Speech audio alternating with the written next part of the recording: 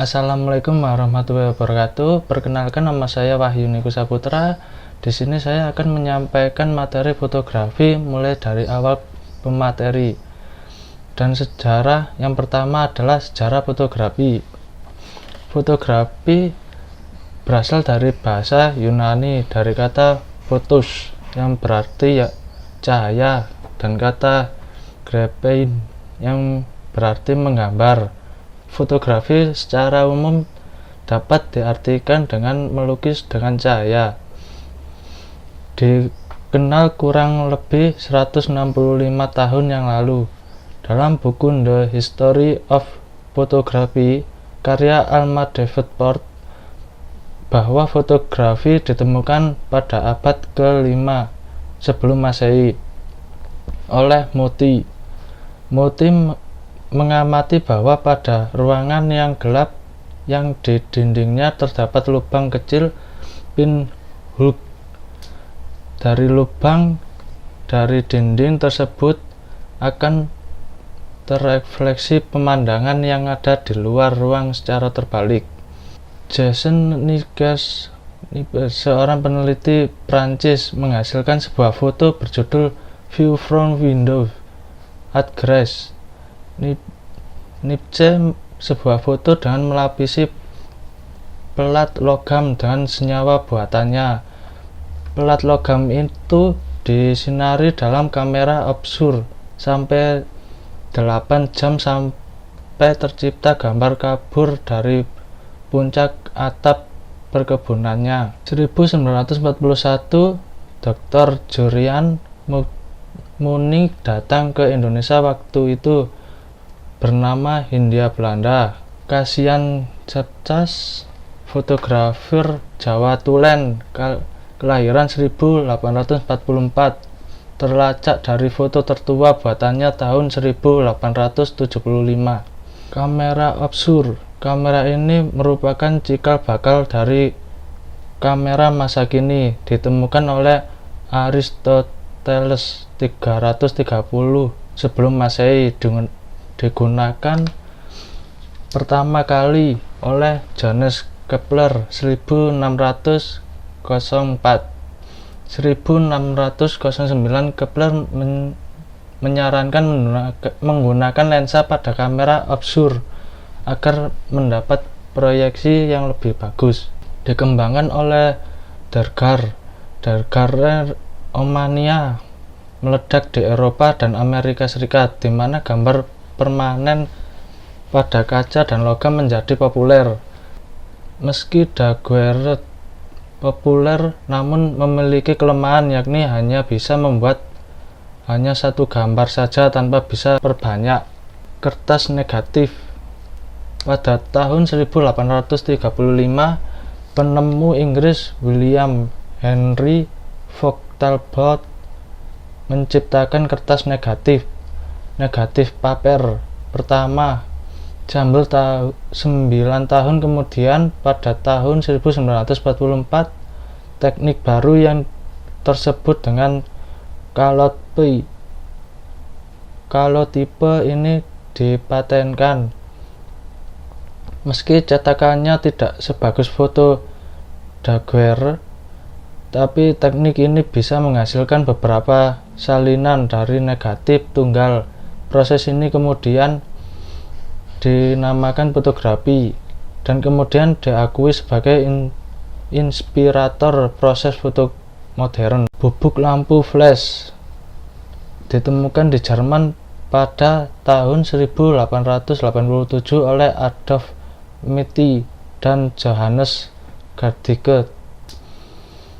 Setelah itu lampu flash ditemukan oleh orang Austria Paul Vercoeter.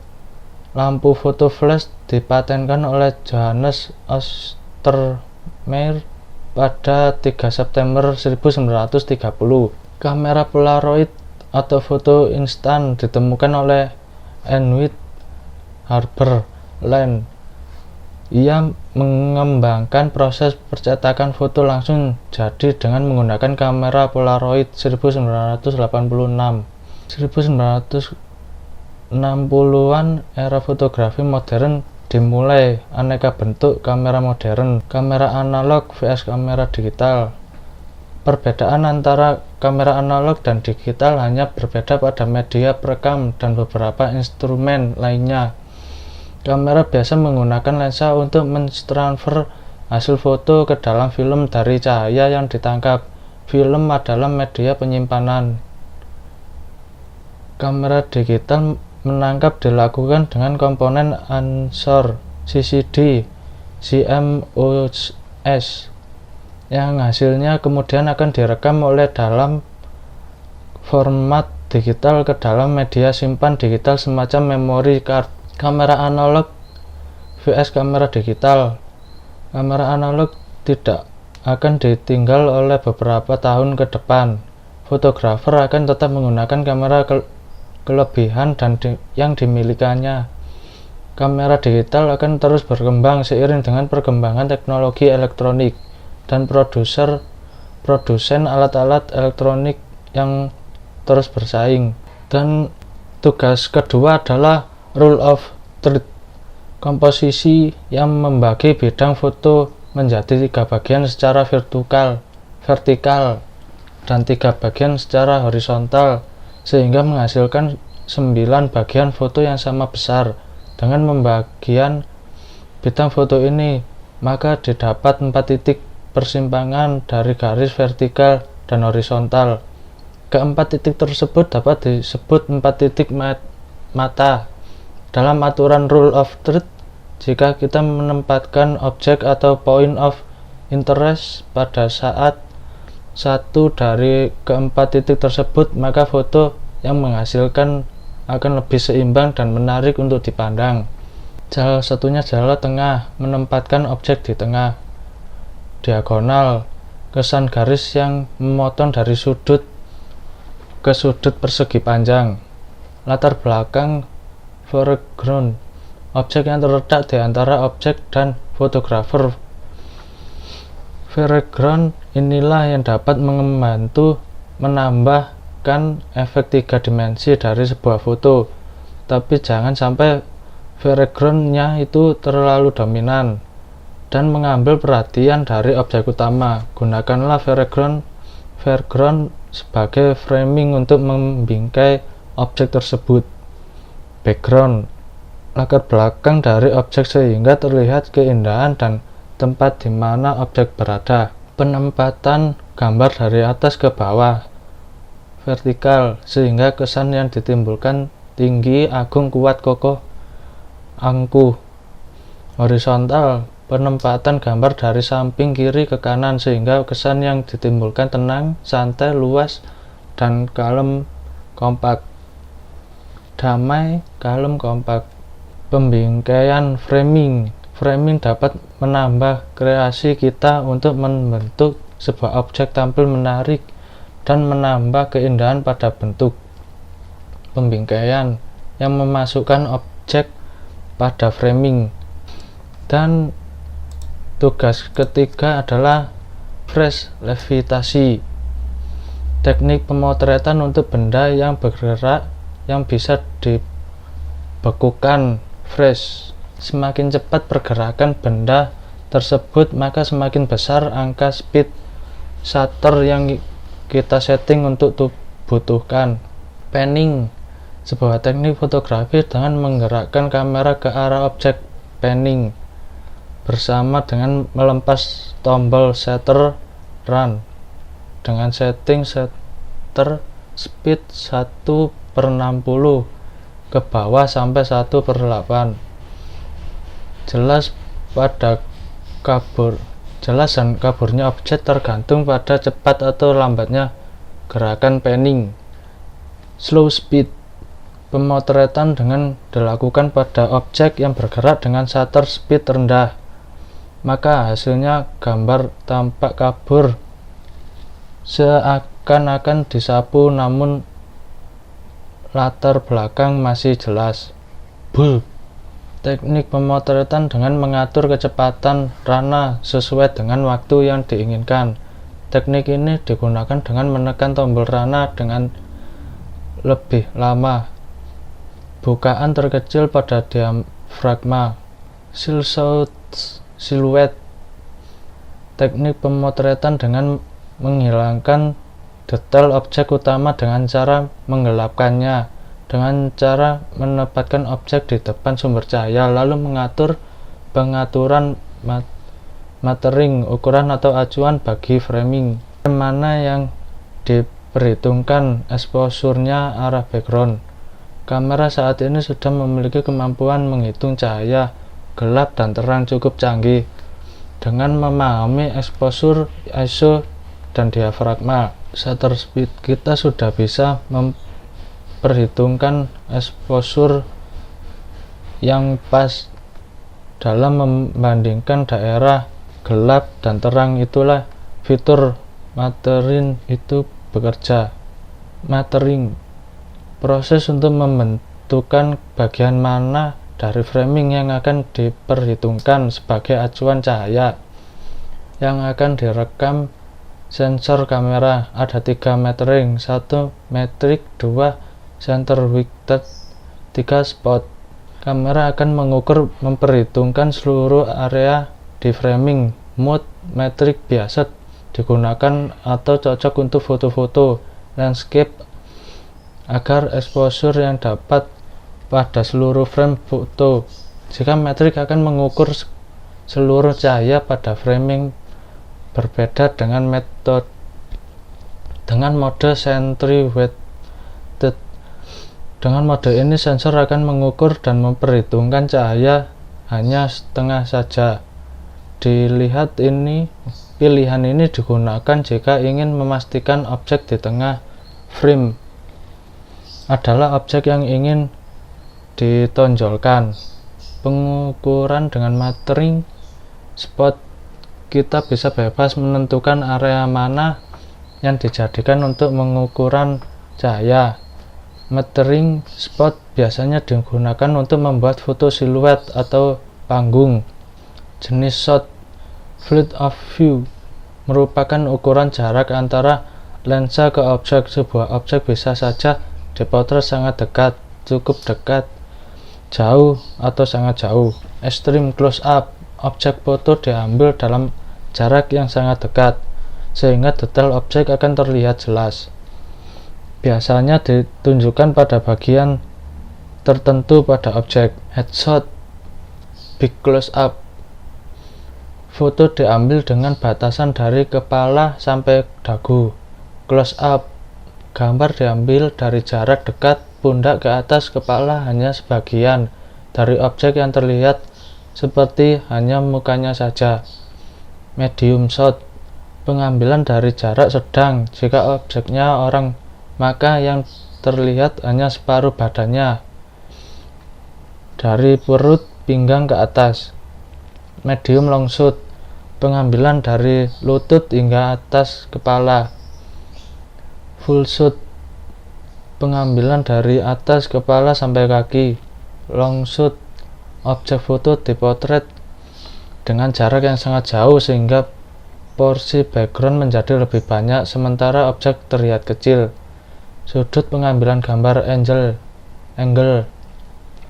sudut pengambilan foto yang menentukan posisi kamera pada situasi tertentu dalam membidik objek sehingga tercipta estetika gambar yang menarik dan dapat mempengaruhi emosi atau kesan psikologis yang berbeda-beda. Eye level, sudut pandang ini adalah sudut pandang atau angle yang umum digunakan. Pada angle ini lensa kamera dibidik sejajar dengan tinggi objek. Posisi dan arah kamera memandang objek yang akan dipotret layaknya mata kita melihat objek secara biasa. Pengambilan angle ini kebanyakan untuk memotret manusia dan aktivitasnya. Human interest. Low angle, pada sudut pengambilan foto ini kamera diposisikan lebih rendah dari objek. Low angle biasanya digunakan untuk menunjukkan kesan elegan, megah, dan tangguh. High angle ini merupakan untuk menangkap kesan luas dari objek dan difoto.